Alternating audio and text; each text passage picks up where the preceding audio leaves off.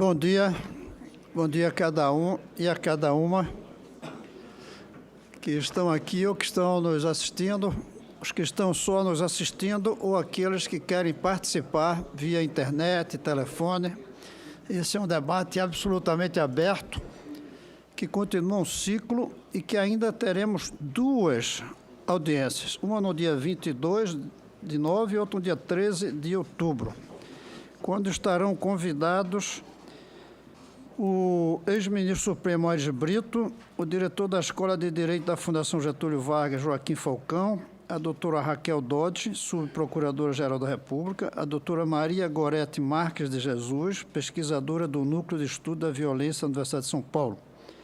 Isso no dia 22 de novembro. No dia 13 de outubro, já passadas as eleições, o deputado Osmar Terra, está convidado, o Dom Raimundo Damasceno Assis, o doutor Marcos Zaleski, que está aqui, mas está escrito que ele declinou do convite, a doutora Ana Cecília Peta Roselli Marques, presidente da Associação Brasileira de Estudo do Álcool e Outras Drogas. Então, nós temos essas duas. Hoje, nós vamos continuar o debate com as seguintes pessoas. Só faz essa fala de abertura para... Lembrando isso, eu declaro aberta a 58ª reunião extraordinária da Comissão Permanente de Direitos Humanos e Legislação Participativa da 4ª Sessão Legislativa Ordinária da 54ª Legislatura. Esta reunião destina-se à realização de audiência pública nos termos do requerimento número 27 de 2014, para instruir a sugestão número 8, que trata da regulamentação do uso recreativo, medicinal e industrial da maconha, relativamente dos impactos sobre a violência.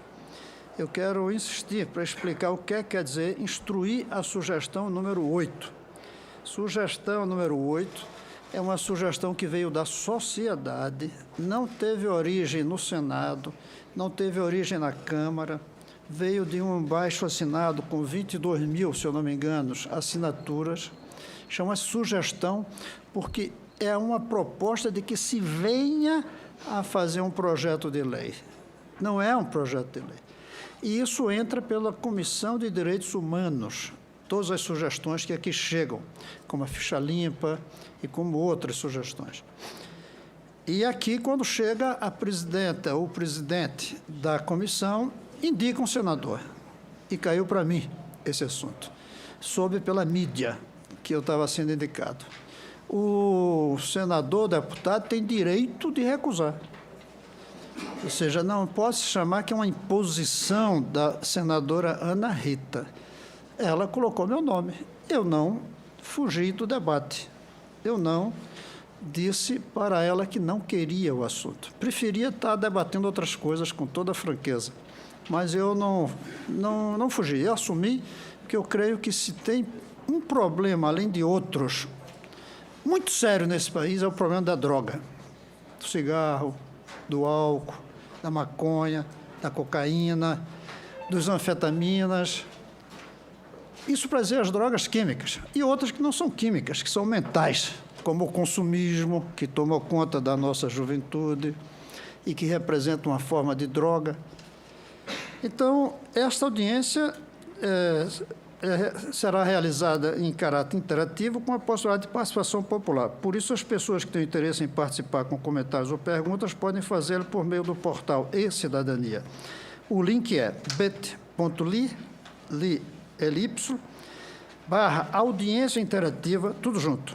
E do Alô Senado, através do número 0800 61 22 11.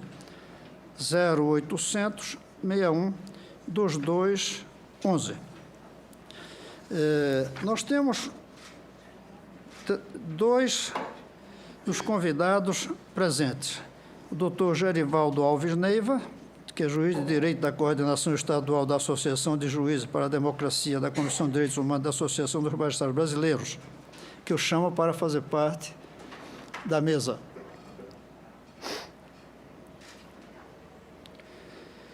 Também outro convidado é o Daniel Nicore, defensor público do Estado da Bahia. E eu vou convidar extra pauta o doutor Sérgio Manfucci, ou Ranfucci. A letra aqui não deixa se é M ou H. H, Manfucci, que é promotor público. Eu convido para a mesa.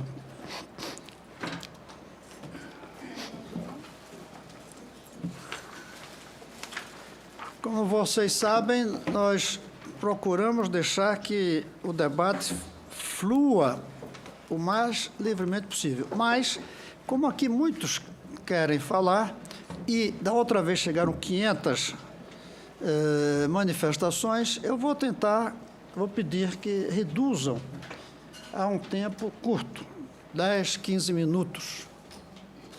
Não quero dizer que vai ser cortado depois de 15 minutos, mas 10 a 15 minutos, para termos o debate. Ao mesmo tempo, na hora do debate, nós vamos pegar a inscrição de todos, mas eu gostaria de dar palavra primeiro para quem nunca falou nessas audiências, e depois para os outros, pelo menos até uma certa hora da tarde. Então, eu dou início passando a palavra na ordem que eu chamei ao doutor... combinaram, tá bom, não tem problema. Eu passo a palavra, então, em primeiro lugar, ao doutor Daniel Nicore. Depois o senhor. Senador Cristóvão, bom dia. Em nome de quem eu cumprimento todos os membros da mesa. É uma honra estar aqui. Eu quero cumprimentar todos os presentes e dizer que eu tenho plena consciência de que... Obrigado. De que entre os presentes e de que, mesmo nessa mesa, nós estamos falando ou entre com especialistas no tema, ou mesmo o senador Cristóvão, que disse que tem outras prioridades, mas certamente já conhece muito o tema. Então, eu vou poupá-los de algumas repetições para focar a minha intervenção, primeiro, no quadro que a gente tem hoje, carcerário, e, segundo, numa projeção do que pode acontecer no país caso uma proposta como essa vire projeto de lei e depois seja aprovada. Nessa primeira tela, senador, presentes, colegas de mesa, a gente tem a evolução da população carcerária no Brasil. A linha amarela mostra a população carcerária em geral. A linha azul é dos presos provisórios e a linha verde de presos por tráfico. Vamos ignorar a linha azul porque essa é uma apresentação que eu tinha preparado para outro propósito, mas trago aqui porque cabe inteiramente. Essas 3 barras vermelhas mostram 3 mudanças do ordenamento jurídico no país que teriam o efeito de diminuir o encarceramento. A primeira, o Supremo Tribunal Federal, permitindo penas restritivas de direito para o tráfico. A segunda, a Lei das Cautelares no processo penal. E a terceira, a decisão do Supremo que permitiu a liberdade provisória para acusados de tráfico. O que a gente tem no país, em 6 anos, dados do Infopem, do Ministério da Justiça, a população de presos por tráfico, em termos absolutos, quase triplicou, e na proporção da população dobrou, de 12% para 25% da população carcerária brasileira. Mesmo depois dessas 3 mudanças do ordenamento jurídico que deveriam ter reduzido o encarceramento. Mas, senador e demais presentes, a gente fala na população carcerária brasileira, esses eram outros quadros sobre Bahia e São Paulo, que eu vou pular pelo tempo, mas a gente tem que saber qual é o perfil do preso por tráfico no país. Quem é esse preso? Acusado de tráfico de drogas ou condenado por tráfico de drogas? A partir de agora, eu vou fazer uma comparação entre 2 pesquisas. Uma realizada em São Paulo, pelo Núcleo de Estudos da Violência, pela pesquisadora Maria Goretti, que Vossa Excelência mencionou que virá para uma audiência pública, para uma das próximas, e a pesquisa feita pelo Observatório da Prática Penal da Escola Superior da Defensoria Pública da Bahia, que eu tenho a honra de coordenar. Na Bahia, pesquisamos 315 casos, em São Paulo foram pesquisados 667 casos, ocorridos num período semelhante no tempo. Os da Bahia, primeiro semestre de 2011, os de São Paulo, de novembro de 2010 a janeiro de 11. Casos esses que foram acompanhados por um certo tempo. A maior parte dos presos por tráfico no país é presa pela própria Polícia Militar, que faz policiamento ostensivo e de rotina. Pelo tempo, eu estou passando rápido. Se quiserem que eu permaneça mais tempo num quadro, veja que em São Paulo, mais do que na Bahia, mas em ambos a maioria. A maior parte dos presos em flagrante no país é presa em via pública. Portanto, reforça a tese de que é o sujeito que é encontrado pelo policiamento de rotina, sem muita elaboração, sem oferecer muito risco para a própria polícia. É esse que é preso. Esse dado eu não tenho na tela porque não foi coletado em São Paulo, mas desarmados, ou seja, sem portar arma de nenhuma natureza, no momento da prisão, lá na Bahia, aqui em Brasília e no Rio de Janeiro, é uma terceira pesquisa que eu não trouxe, foram 80% ou mais de 80% de presos desarmados. Bom, essa é a tela que nos interessa especificamente porque a audiência pública hoje, ela não trata da regulação de todas as drogas, mas de uma droga em especial, que é a maconha, a cannabis sativa, que é a droga ilegal mais consumida no país e também a droga que todas as pesquisas sérias indicam que é a droga ilegal menos lesiva e que todas essas pesquisas, eu cito aqui aquela pesquisa que saiu no Lancet, de David Nutt e outros pesquisadores ingleses, que faz um ranking de 16 ou 18 fatores de risco das drogas pessoais e sociais, que apontam que a cannabis, em todos os aspectos, é menos lesiva do que drogas legais que nós temos no país, como álcool e tabaco. Eu estou dizendo aqui que a maconha não causa dano para o consumidor, não, eu não seria irresponsável de dizer isso. Primeiro porque eu não sou da área de saúde e, ainda que fosse, eu não chegaria a esse resultado porque não seria verdade. A questão entre as drogas que temos no Brasil, quais causam menos dano, quais causam mais dano? A maconha, a cannabis. Entre as drogas ilegais, é a menos lesiva e é menos lesiva do que drogas legais, como o álcool. Isso não é nenhuma nem duas pesquisas que dizem. Pois bem, qual é o perfil do preso que porta maconha no Brasil? Essa é uma coluna comparativa pela quantidade da droga. A coluna, a faixa verde clara da base da coluna é dos presos com até 10 gramas da substância. Em São Paulo e na Bahia, mais de 10%. Quando nós somamos esse mesmo grupo ao grupo dos que portavam entre 10 e 50 gramas da substância, em São Paulo chega-se a quase 50% dos presos. Acusados de tráfico, atenção, isso é importante. Na Bahia, quase 40%. Por que esse dado é importante? Na maior parte dos países que regulamentaram a maconha, na verdade, maior parte, muitos regulamentaram para fins medicinais, mas pensando nas experiências do Uruguai e de 2 estados americanos, a faixa que se autoriza para compra e para posse fica entre 30 e 40 gramas, é 1 onça, um pouco mais. Então, esse grupo do até 50 é um grupo em que é perfeitamente possível entender que esse sujeito era só usuário. É claro que esse não é o único critério, existem outros critérios. Mas quase metade dos presos na posse de maconha em São Paulo, quase 40% dos presos na posse de maconha em Salvador, tinham consigo quantidades perfeitamente compatíveis com o consumo por um curto período. Porque eu também não excluo aqui a possibilidade de pessoas com quantidades maiores de droga a terem para consumo, como não excluo a possibilidade de pessoas com quantidade bem pequena da droga a terem para tráfico. Mas o fato é, a nossa lei, que não estabelece quantidades objetivas para definir a conduta do usuário ou do traficante, ou o que seria ideal, para criar várias faixas do uso penalmente atípico, a posse de droga ainda proibida ao tráfico, faz com que sejam presos com acusação seríssima, que é de tráfico de drogas, crime hediondo, pena de reclusão de 5 a 15 anos, pessoas com esse perfil. Quase metade em São Paulo e quase 40% na Bahia, portando 50 gramas da substância ou menos, ou seja, nada. Crack não nos interessa aqui, não é o debate. Quantos tipos de droga eram apreendidos com o preso?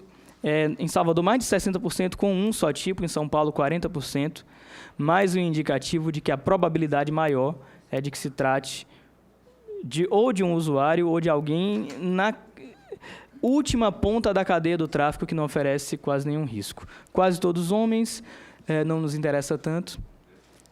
Idade dos presos. Tanto em São Paulo como em Salvador, os presos por tráfico são muito jovens. Os presos são muito jovens. Na nossa pesquisa, em geral, a gente tem uma idade média do preso, partindo dos 18 anos, em 30 anos, 29 anos. Presos um pouco mais velhos do que esses são os presos da violência doméstica ou familiar, 35, 36 anos. Os presos das varas criminais comuns, 28, 29 anos. E os presos acusados de tráfico são os mais jovens entre os jovens. Essa coluna do meio aqui ajuda a perceber melhor a questão. As colunas das extremidades mostram as idades dos presos por tráfico, em São Paulo e em Salvador. A do meio mostra a idade dos presos por todo tipo de crime em Salvador, presos em flagrante. Então, veja que, enquanto em Salvador, em geral, 43% dos presos têm menos de 25 anos, quando eu olho para a mesma faixa etária de presos por tráfico, ela soma 63% dos presos. Antecedentes criminais. A maioria não tem antecedentes quando presa por tráfico e quando presa até por outros crimes. Então, quem é o preso por tráfico no Brasil? Pesquisas, pelo menos essas duas, que comparam Salvador com Bahia, e uma terceira que foi feita comparando Brasília e Rio, indicam coisa muito parecida. Os presos acusados de tráfico, que é uma acusação seríssima no nosso sistema penal. Senador, se a gente olhar a pena do tráfico de 5 a 15 anos e comparar com o do homicídio simples, que é 6 a 20, como o tráfico é crime hediondo, na prática é uma pena pior que a do homicídio simples. Então, é esse perfil de pessoa que nós estamos prendendo por tráfico, sujeitando a essas penas.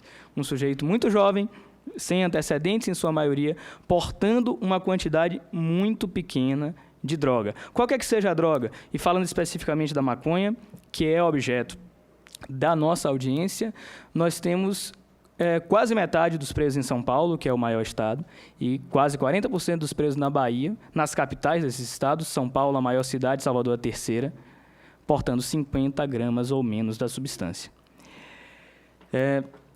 Resultado, isso aqui é um dado processual que não me interessa tanto, mas resultado do processo, isso é um problema curioso. Em São Paulo, quase todos foram condenados, mesmo com esse perfil.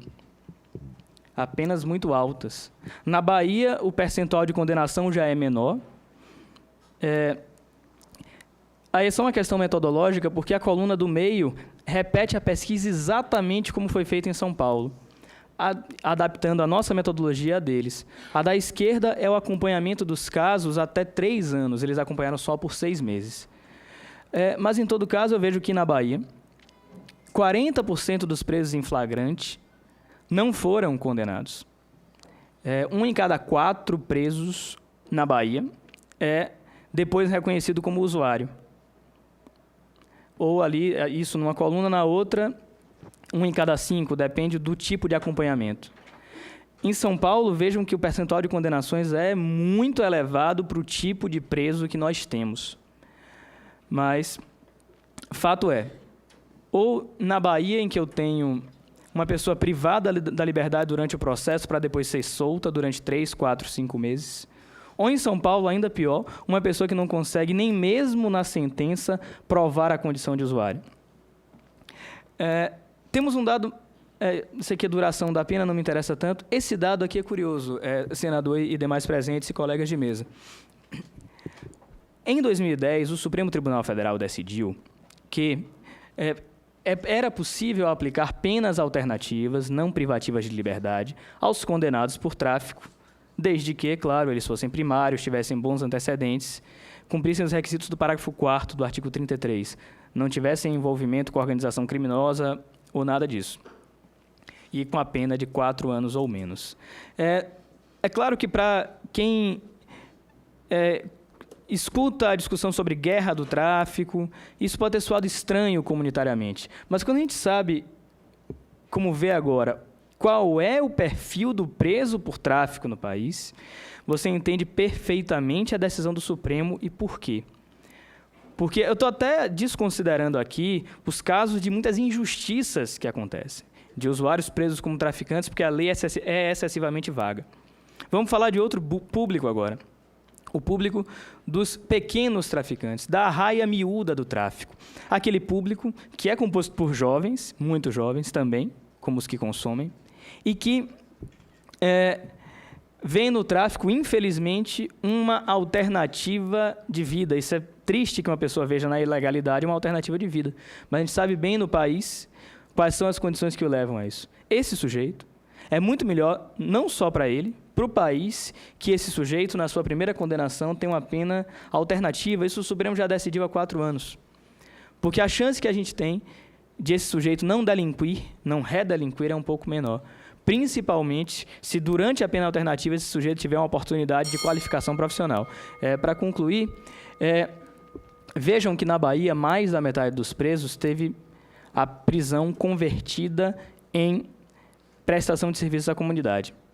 Em São Paulo, apesar de 41% dos presos terem sido reconhecidos pelo próprio juiz como primários, com bons antecedentes, que não dialogam com a organização criminosa, etc. e tal, só 5% tiveram a pena convertida. Então, nós estamos no país, hoje é o diagnóstico da lei de hoje, superlotando as cadeias com jovens sem antecedentes que portam quantidades pequeníssimas de droga, para que eles saiam piores do que entraram. Eu sei que o debate aqui é sobre o passo à frente que se pretende dar, que é a regulação do uso recreativo e medicinal, mas, nesse primeiro ponto, para instruir a discussão, precisamos conhecer o diagnóstico de hoje.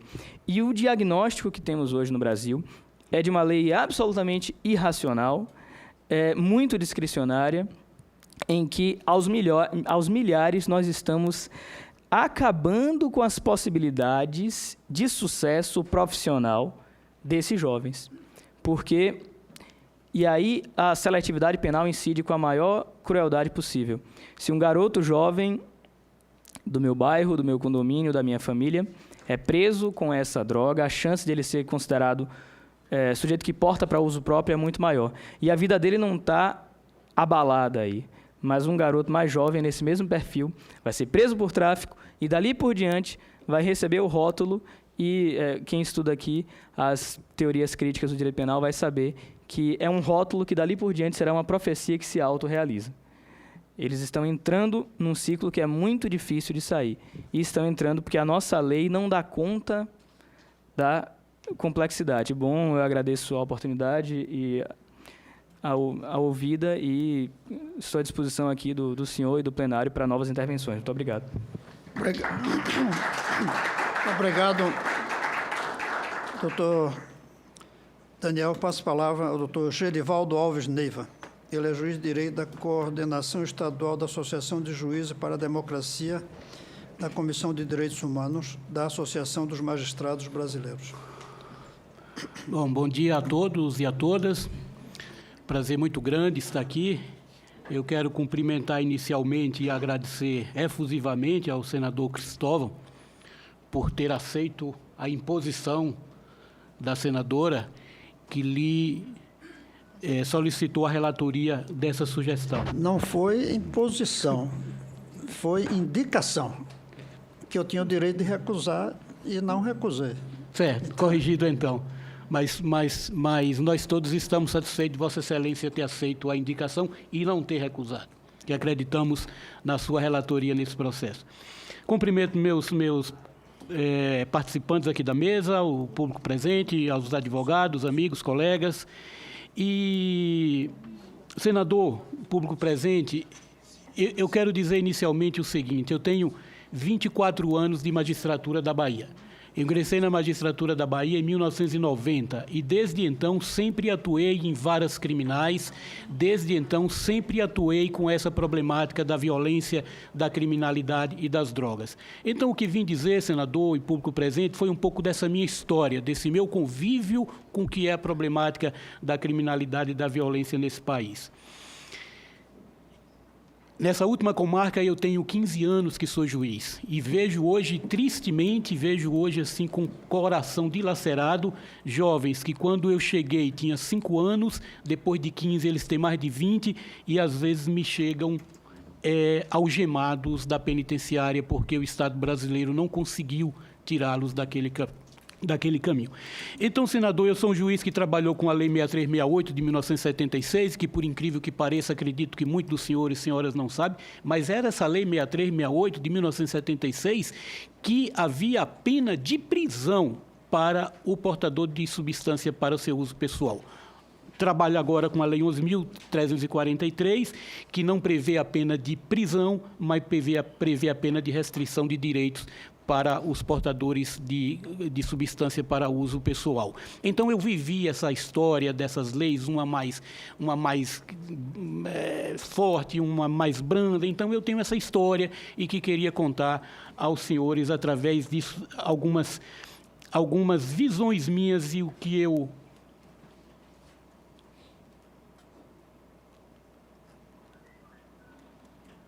Isso aqui é para frente.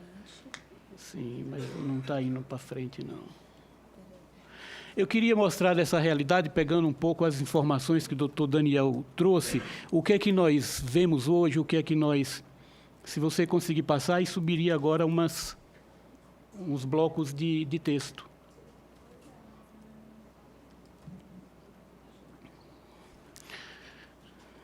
É esse daí que eu queria falar, dessa realidade nua e crua, mas se você não conseguir, a gente faz naquele primeiro quadro que você me... Esse daí. Que isso que o doutor Daniel falou. Segundo o levantamento do Infopem do Ministério da Justiça, em dezembro de 2012, esse país tinha 548 mil presos, sendo que 49% deles haviam cometido crimes contra o patrimônio e 25 crimes relacionados ao tráfico de drogas. Então, vamos pegar uma pizza, vamos dividir essa pizza em 4 pedaços, metade da pizza são de delinquentes comuns que cometeram crimes contra o patrimônio, mas 1/4 dessa pizza estariam envolvidos em crime de tráfico.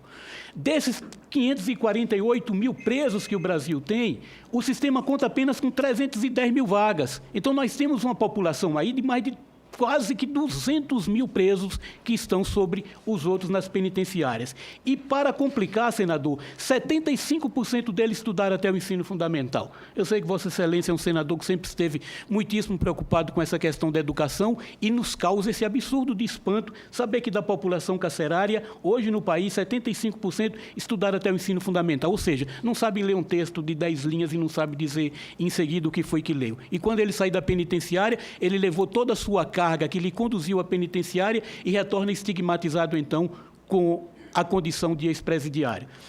Estima-se, senador, que o tráfico mundial movimenta $1 trilhão por ano e o Banco Santander é um dos investigados nos Estados Unidos por lavar esse dinheiro. É evidente que esse dinheiro não está embaixo de colchão, não está embaixo de travesseiro. O dinheiro está rodando no mercado financeiro. Por fim, senador, o que tenho que concluir, depois de 50 anos de proibição de guerra às drogas, a produção e o consumo cresceram. E as leis, seja 6368, seja 11.343, não se mostraram eficientes para resolver problemas que estão muito mais relacionados à alma humana do que à criminalidade. O problema hoje da droga nesse país, a dependência química, está muito mais vinculados a isso. A psiquismo de cada pessoa, a sua alma, por que se envolve com as drogas do que de criminalidade. Enfim, senador, demais presentes, a sensação que nós temos hoje, a magistratura brasileira, os que estão envolvidos diretamente com esse problema, é que nós estamos enxugando gelo, que nós não estamos conseguindo dar resposta que esse país precisa com relação ao problema do tráfico, ao problema da violência. Então, essa é uma realidade nua e crua. Será que agora a gente consegue? Não consegue, né? Da rebelião na penitenciária de Pedrinhas, que queria mostrar algumas fotos. Será que você consegue retornar para a composição que estava? Tem umas fotos aí por trás, ainda bem, senador, que nós não vamos conseguir mostrar essas fotos, que são as fotos mais macabras que a gente podia mostrar, que foi o resultado das 18 mortes na rebelião de 2010 e das 9 mortes na rebelião de 2013, na penitenciária de Pedrinhas, onde pessoas foram decapitadas e as cabeças dessas pessoas mostradas para a população.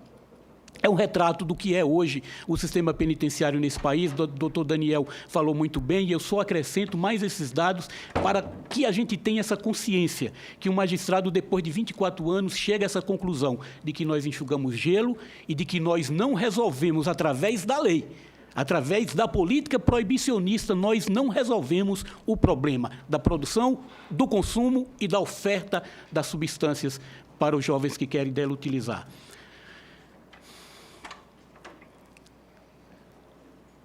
E está tão ruim que eu não consigo passar. Tem outro slide desse, minha senhora, que está no outro formato antigo. Nós fizemos esses testes no início e todos funcionaram bom.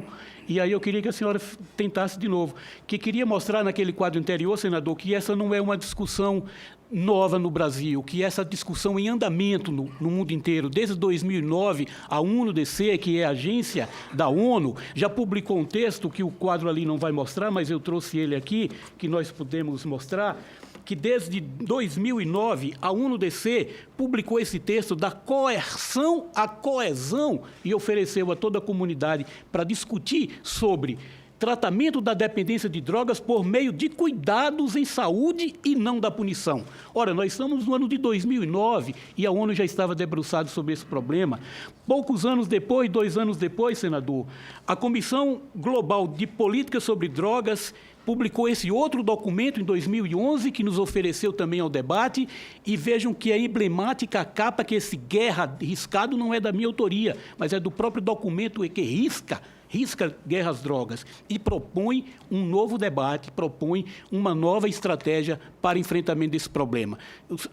Sei que Vossa Excelência sabe que o nosso ex-presidente Fernando Cardoso é o presidente dessa Comissão Global de Política sobre as Drogas. Mais adiante, no mesmo ano, formou-se aqui na América Latina também uma comissão Drogas e Democracia, também publicou um documento sobre a situação na América Latina e ofereceu a toda a comunidade para ser debatido, para ser conversado, e nós temos também esse documento. E mais adiante nós tivemos, aqui no Brasil, a Comissão Brasileira de Drogas e Democracia, a Comissão Latino-Americana e a Comissão Global. Todas essas comissões prepararam documentos e nos ofereceram como as alternativas para esse problema. Conseguiu fazer a outra versão? Senão nós passamos adiante nesse mesmo, o debate em andamento, para depois...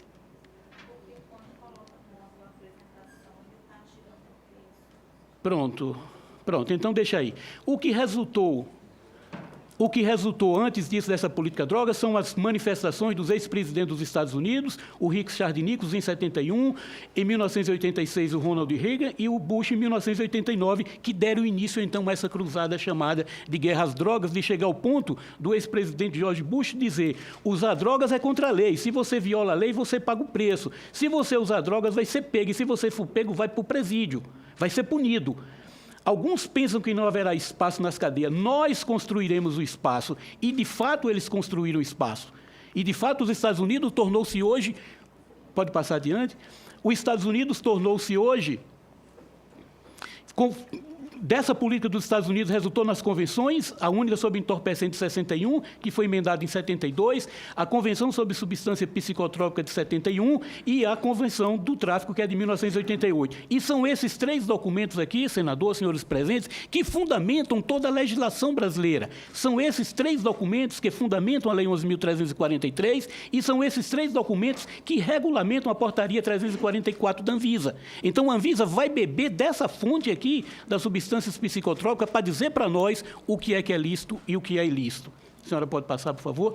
E o resultado disso é, senador e demais presentes, os Estados Unidos pularam de 95 até 2010 de 1.500.000 presos para 2.270.000 presos. Resultado, eles tinham 592 presos por cada 100.000 habitantes no ano de 95 e agora eles têm 731. Essa informação está no site prisonstudies.org e que representa que os Estados Unidos têm 5% da população mundial e tem quase 1/4 da população carcerária do planeta. Essa política de guerra às drogas nos Estados Unidos, do encarceramento à massa, resultou que uma nação do país tem 1/4, 25% de toda a população carcerária do planeta. E no Brasil não foi diferente. A senhora pode passar, por favor? E no Brasil não foi diferente. O que aconteceu no Brasil? Isso que o doutor Nicorim mostrou. Hoje, no Brasil, se nós vamos dividir uma pizza, senador, nós vamos ter metade dessa pizza de presos que cometeram crime contra o patrimônio. E Vossa Excelência sabe, tanto quanto eu, todos quantos estão aqui, que esses presos aqui que cometeram crime contra o patrimônio são ladrõezinhos pequenos. São delinquentes comuns, que furtaram pequenos objetos. Aí não tem ladrões ricos, aí não tem os do colarinho branco compondo essa grande massa de 50% da população carcerária brasileira. E nessa divisão da pizza, nós vamos ter mais um quarto dela que cometeram o crime contra o tráfico. E nós sabemos, senhor senador, e sabemos todos os presentes, que daqui desses que cometeram crime contra o patrimônio, nós podemos tirar aqui uma nesga muito boa que eles cometeram contra o patrimônio exatamente para alimentar a dependência, para alimentar o tráfico. Esta é a pizza verdadeira do que é que nós temos hoje no sistema penitenciário brasileiro. Metade são de ladrõezinhos comuns e um quarto delas são de pequenos traficantes. Então, nós temos 75% de presos hoje no sistema carcerário que não suporta essa população, que se recebesse um tratamento diferenciado, com penas alternativas e outras iniciativas legislativas que nós podemos pensar, nós estaríamos resolvendo o problema de 75% da população brasileira. A senhora pode passar, por favor? E daí, senador, o que é que nós temos hoje? O que é que angustia? O que é que angustia a magistratura brasileira? Nós temos uma legislação hoje, a Lei 11.343, que a dogmática penal chama de norma penal heterogênea e é uma lei penal em branco. O que quer dizer isso? Quando o Congresso Nacional decidiu reformular a Lei 6368 para estabelecer a 11.343, disse isso. Para fins dessa lei, considera-se como droga a substância e produtos capazes de causar dependência, assim especificados em lei ou relacionados em listas atualizadas periodicamente pelo Poder Executivo da União. Isso que nós chamamos de norma penal em branco. Devolvemos, o Congresso Nacional devolveu para a Anvisa dizer esta é lícita e esta é ilícita. E o que aconteceu desde o ano de 2006 está no artigo 66, que diz que enquanto não tivermos essa lista, vai valer a portaria do do Serviço de Vigilância Sanitária do Ministério da Saúde, que é a portaria 344. Então, nós vivemos essa coisa esdrúxula hoje, que basta que a tecnocracia da Anvisa amanhã diga eu tiro essa substância dessa lista para essa lista, que ela deixou de ser ilícita ou deixou de ser regulado ou perdeu aquela categoria para ser outra. Não depende do Poder Legislativo brasileiro, depende da tecnocracia da Anvisa dizer essa e essa é aquela. Então, essa situação hoje complicada que nós temos com relação à legislação brasileira. A senhora passe, por favor, que quero mostrar ao senhor senador, os demais, que nós temos um outro problema gravíssimo que eu acredito que seja a causa desse encarceramento hoje que vivemos, que é o problema do artigo 28. Porque, senador, o 28 trata do problema do consumo pessoal. Mas o que é esse consumo pessoal? E o que nós temos é o parágrafo 2º que coloca dessa forma.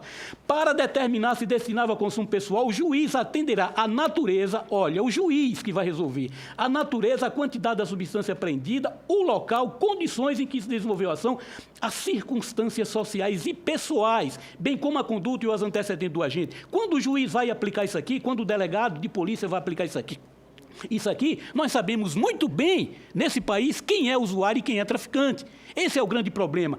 E tanto isso, a senhora passa, por favor, e tanto isso é um problema, senador, que isso tornou-se motivo de repercussão geral no STF, a relatoria do ministro Gilmar Mendes, para julgar a constitucionalidade do 28, porque ele viola o artigo 5º, inciso 10 da Constituição, que diz que são invioláveis a intimidade e a vida privada. Quero chamar a atenção do senhor senador, de todos os presentes. Imagine-se que ano que vem, ou nesse ano ainda, o ministro Gilmar Mendes coloca em votação a repercussão geral e o STF diga o artigo 28 é inconstitucional. Como é que nós vamos resolver? Como é que os juízes vão julgar a partir daí se o 28 foi inconstitucional? O que é que nós vamos saber que é uso pessoal ou que não é uso pessoal? Porque se nós tínhamos esse arremedo, agora nós não vamos mais ter nada. Então, senador, o STF está vindo como um trem descarrilhado sobre o Poder Legislativo brasileiro. A senhora passa, por favor, para me dar outro exemplo que nós temos, que é o problema da constitucionalidade da marcha da maconha.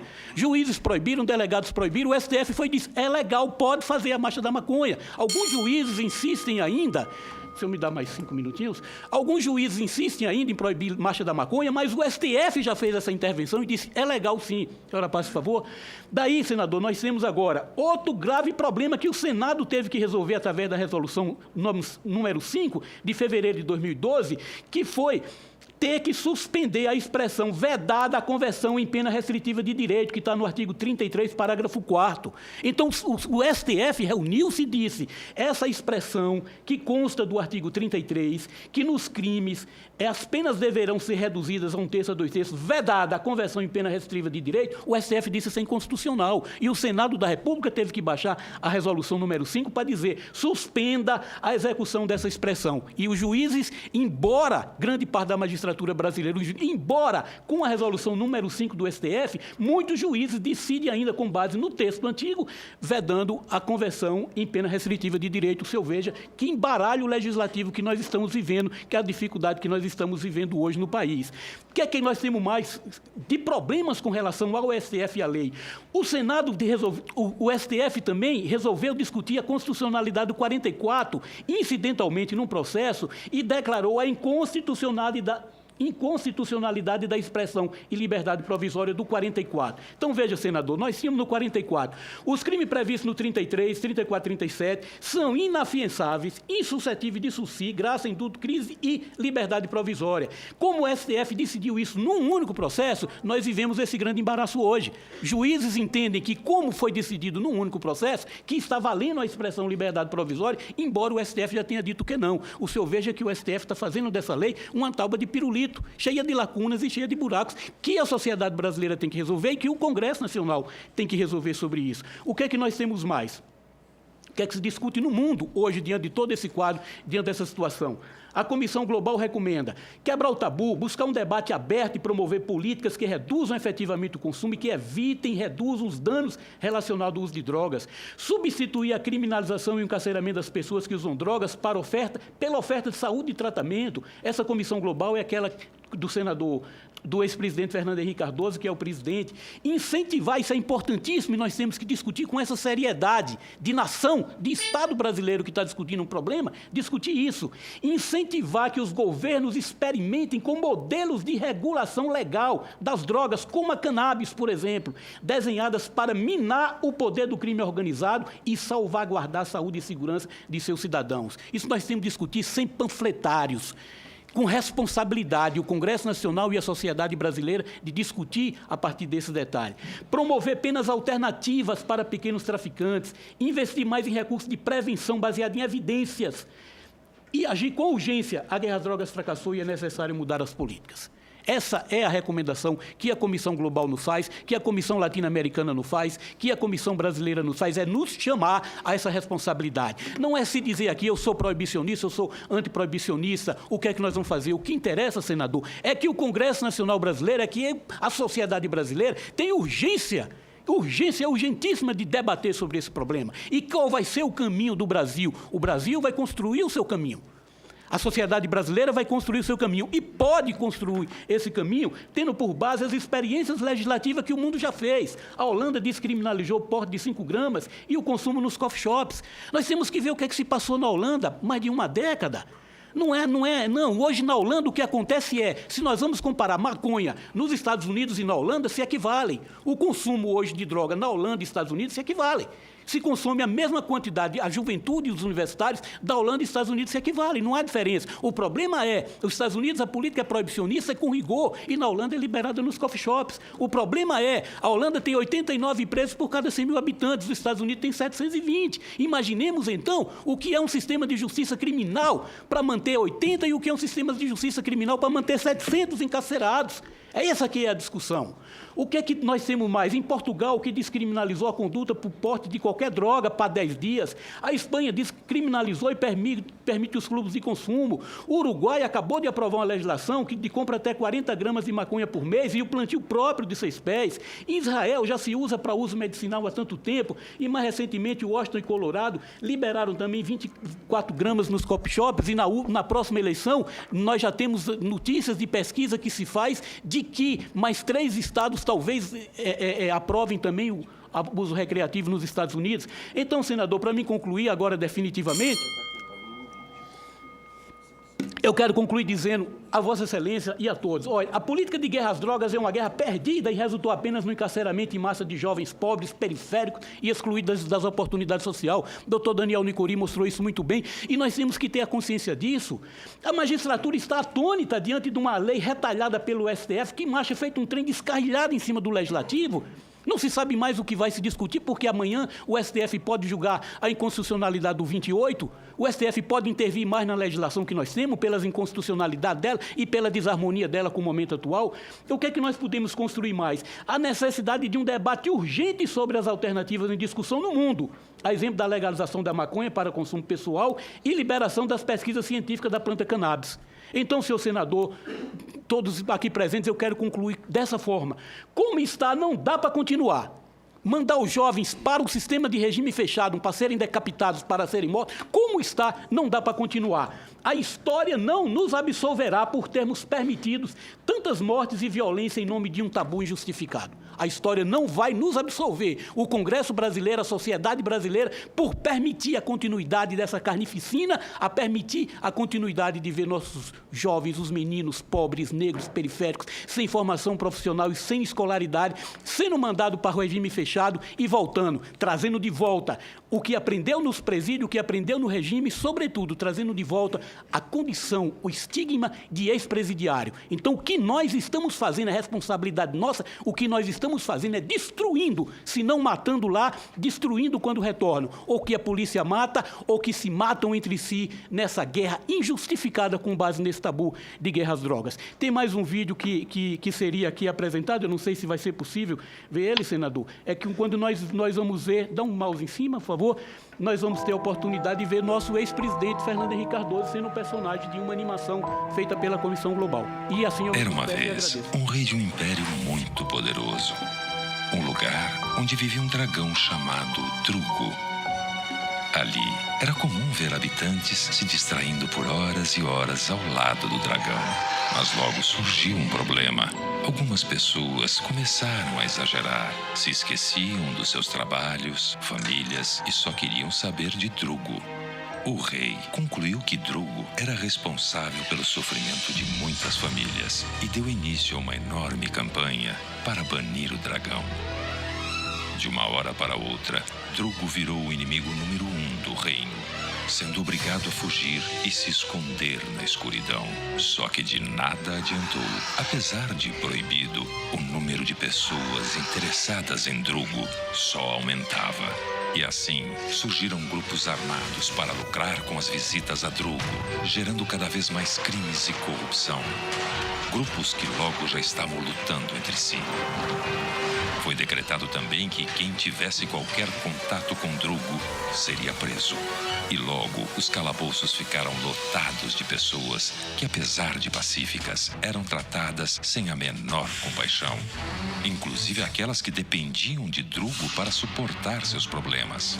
O rei passou a investir uma enorme parte do tesouro para formar um poderoso exército que saiu à procura de Drugo. E foi então que descobriram algo inesperado. Quanto mais combatiam Drugo, maior e mais perigoso ele ficava, assim como os grupos armados.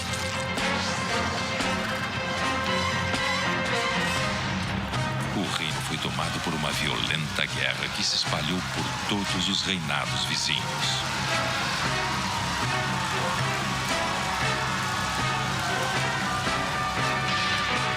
A guerra já alcançava 5 décadas de mortes, pobreza e destruição, quando alguns ex-governantes de vários reinos resolveram quebrar o tabu.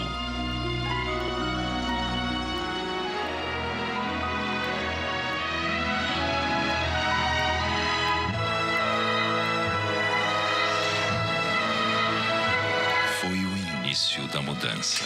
As pessoas reconheceram que a violência era o principal problema e assim Drugo começou a voltar ao seu tamanho original. As armas baixaram e as pessoas começaram a pensar sem medo. Elas perceberam que cuidar de quem sofria por causa do Drugo era bem mais inteligente do que matar e encarcerar pessoas numa guerra sem fim. A história não acabou e nem o reino foi feliz para sempre. Mas todos entenderam que um reino sem Drugo pode ser uma utopia. Mas um reino com menos violência e sofrimento, não.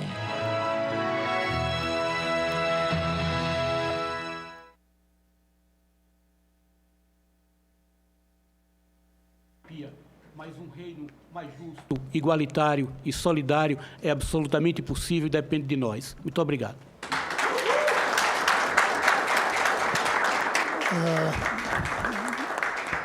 Obrigado. Eu quero dizer que eu tinha visto esse filme e fica, para mim, um ponto que ele não contempla. Quais são os males que o dragão faz. Isso não aparece bem ali. Aparecem os males que vêm da violência para enfrentar o dragão. Mas eu quero dizer que sua fala foi muito interessante, mas a última frase ali, a história não vai nos absorver se não formos capazes de fazer um mundo sem drogas, é importante. Agora, como fazer sem drogas e não como fazer do jeito que a gente está fazendo, que não está dando certo. Do jeito que a gente vai, está aumentando as drogas, está aumentando o número de presos, então a gente e de mortes. Nós estamos fracassando. Eu creio que é algo que nos une. É melhor um mundo onde ninguém precise depender de química para ser feliz ou mesmo para ter saúde. O ideal é que não precise. Como em breve não vai mais precisar de droga para ter saúde. A engenharia genética, a biotecnologia vão consertar a gente sem remédio. Vão consertar as doenças lá dentro. Também sem precisar de droga para ser feliz. Isso é o ideal. Agora, como está, eu gostaria de que alguns aqui dissessem, como está é o certo. Não tem que fazer mais nada. Ou, como disse o Bush, vamos construir cadeia suficiente para todo mundo. Eu quero dizer que tem uma frase do Reagan que me surpreendeu positivamente, quando ele diz: abuso de drogas é repúdio a tudo que a América é. Abuso, ele usou abuso, não usou uso. Abuso de droga repudia tudo que a civilização é. Uma civilização verdadeira não tem que precisar de droga, mas não só química, não.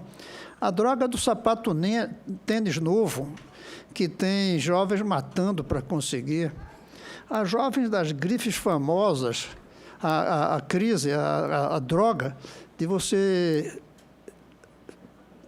lutar para parecer como é e não como você é. A perda da descoberta do seu ser interior e você ser julgado pelo que você aparenta ser. Tudo isso, o Reagan tem razão, é um repúdio ao que a América é. Tire a América e põe a civilização. Mas essa comissão está funcionando graças à sugestão número 8, porque se constata que, como estamos fracassando. Mas eu gostaria de ouvir gente que dissesse, está ótimo como está, vamos segurar desse jeito que a gente ganha essa guerra contra a droga. Até aqui ninguém disse isso. O que a gente está procurando é o que fazer. E eu insisto, todas as drogas. Eu vi uma página do jornal do Ceará que pergunta se você quer ser operado por um médico que tenha fumado maconha. Eu acho que devia colocar também que tenha tomado uísque. E eu colocaria não só médico, eu colocaria um piloto de avião. Não, mas não só maconha. Vamos colocar até cigarro, eu acho. Agora, outra coisa. Eu creio que nós devemos perceber que todas essas drogas são absolutamente nocivas. O doutor Daniel mesmo disse que não é especialista em saúde, por isso não ia dizer, mas que ele sente que a droga carrega nocividades. Dizer que não carrega nenhuma nocividade é conversa. Eu mesmo não tomo café com cafeína. Não tomo café com cafeína. Eu só tomo café sem cafeína, porque é uma droga também. Para mim faz mal. Tem uma arritmia cardíaca, faz mal cafeína. Então, tudo isso é nocivo.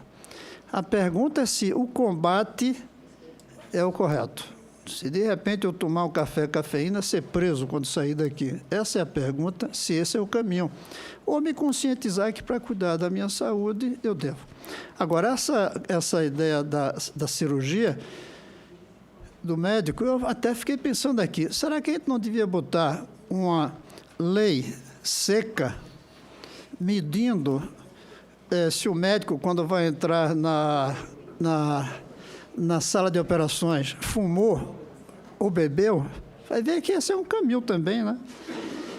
Os jogadores de futebol, a gente não faz exames de antidoping, devia fazer para médicos, devia fazer para pilotos, devia fazer para professor, devia fazer para todas as áreas.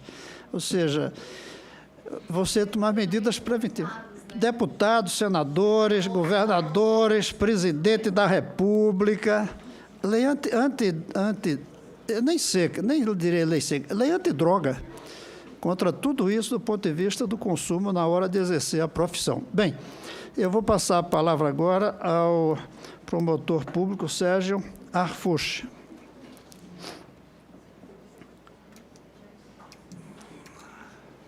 Excelentíssimo senhor senador Cristóvão Buarque, em nome de Vossa Excelência, peço permissão para cumprimentar a mesa e todos os demais presentes.